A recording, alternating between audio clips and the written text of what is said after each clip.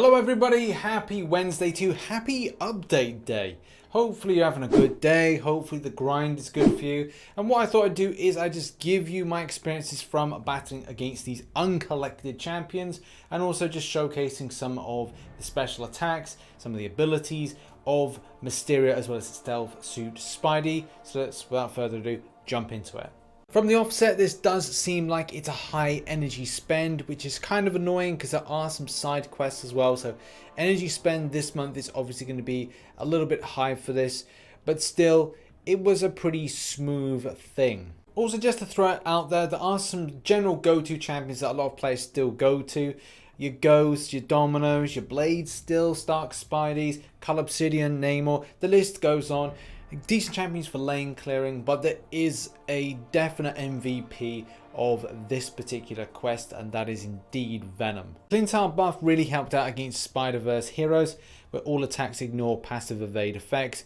Very darn helpful, especially going up against some champions. And like I said, this was my MVP. I used him so many times and found him so much more effective than other champions against end bosses. Also, don't write off other champions like Cull. I've heard that people are using quite effectively against these champions as well. But let's quickly look at all the bosses, tactics, champions, counters, those kind of things. Let's get it on. First of all, with Miles Morales, not a very difficult champion, but there are some nodes that could cause frustrations to some players. With Limber, I would probably say maybe even go into a parry and then hit off a bleeding the enemy out. Could be more effective than that. Bleeding the opponents, yes, but you have to watch out for Rage. Rage is going to be a little bit annoying. That is going to be the sting in the butt. I found that the best champion to use was Venom, but any champion that's able to knock out this enemy in a quick rate of time could be effective as well. With Spider-Gwen, same principle applies. You can use a champion that interacts with Spider-Verse characters, like Venom. If you're worried about the regen and maybe you're not able to smack down this champion quickly, then you may opt for using a champion like Void, or a champion that interacts with healing based reversal effects. Either way, I feel you might want to get this champion down a lot quicker, maybe a bleeding champion, and just maybe you're kind of pushing the damage output more than you're actually worrying about the regen side of things. I mean, for me, it was a case of going, hey, well, look, I've got Domino, I'm going to use that heavy attack. Your Beardo could be in there, that kind of interacts with the healing reverse and just the general damage output of that champion. 6 stars can just smash through quite nicely. Either way, I think that is very much again, easier opponent to go up against. Word to the wise, watch out for Agent Venom. This is a little bit annoying. I think players might find this a little bit frustrating. And I'll probably say the best thing to do with this would be to try and just push the champion through past the SP1 to then SP2. Some of you may kind of wonder, well, how do you end up doing that? And what I found was the best method is once the champion had gone to an L1, I go into a block stance very quickly. So obviously thumb down in order to go into a block stance. So therefore I was getting the enemy to then come towards me, hit into my block, and then try and heavy attack. Then I would smack in order to then build that champion up to the SP2. Evade the SP2 and then continue fighting by that means. It seemed like it was a better thing to do rather than eating that L1 each time and potentially those bleed effects. But anything that is bleed immune shrugs off that effect. Power control, Vision Age of Ultron, any champion that power controls off the L1s, Psylocke, Green Goblin, there's so many options there. Could be good if you're struggling against this guy. Word to the wise on the symbiote version of Spider-Man, even though it says that it is very much passive or very kind of defensive, I didn't find it too defensive when I was playing off against it, and generally found that it was, well, a lot easier to actually smack on through. And it got me thinking first off that I need to take unblockable special champions, or champions that would do unblockable moves. Still look to the likes of Venom. I still rate that as an MVP, but it is important to watch out. The champion is stun immune, that is one thing. And also you've got to watch out for Langer. I don't think I'm saying that right, but Langer.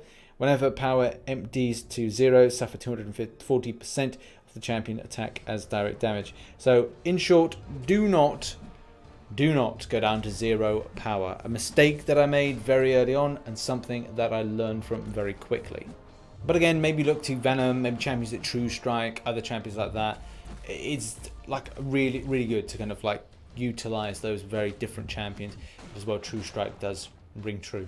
Now again, I will be repeating myself, but if there is one of the MVPs you've really got to shout them out, and that is indeed Venom. Venom is the clear MVP here. One shot this guy very, very easily with Venom. Fantastic, absolutely enjoyable. But you may be looking at like different options, maybe looking to champions that are a bit obscure.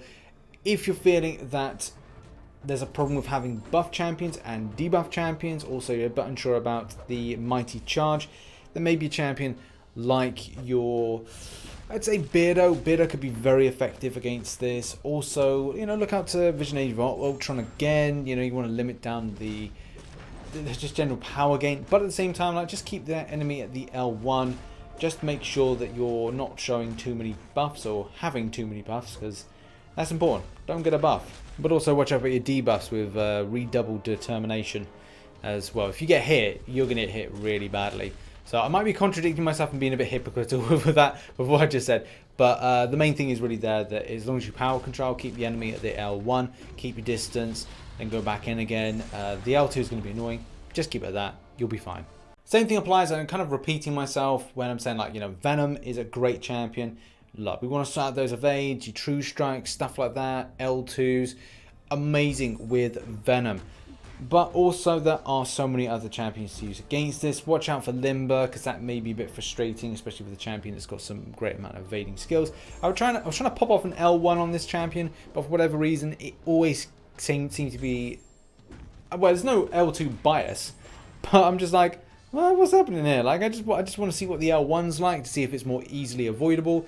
Especially the L2, you've got to then identify those projectiles, which kind of come at you.